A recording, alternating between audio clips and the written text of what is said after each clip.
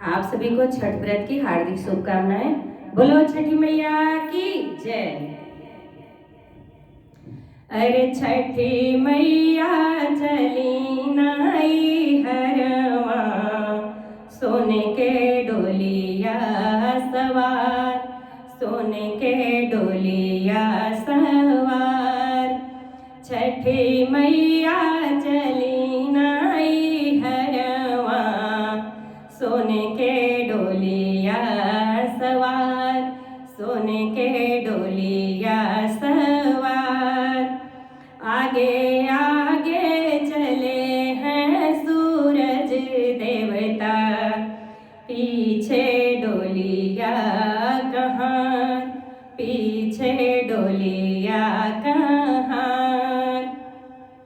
आगे आगे चले हैं सूरज देवता, पीछे डोलिया कहाँ, पीछे डोलिया कहाँ।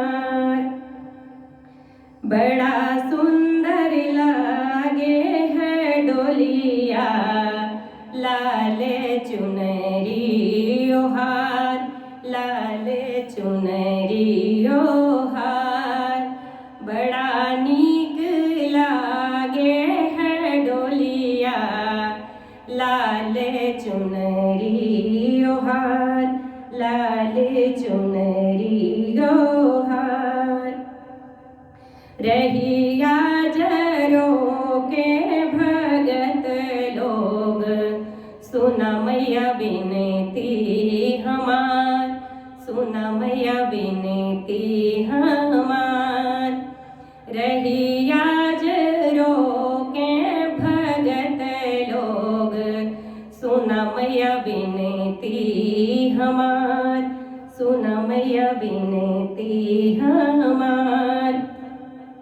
गंगा तीरे धरिया बनवली, लिपि पोती की है तैयार, लिपि पोती की है तैयार।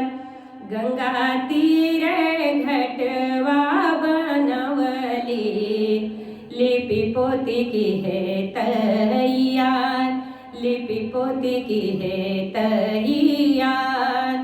आवो बिराजो छठी मैया, पूजा करबै तोहार, पूजा करबै तोहार।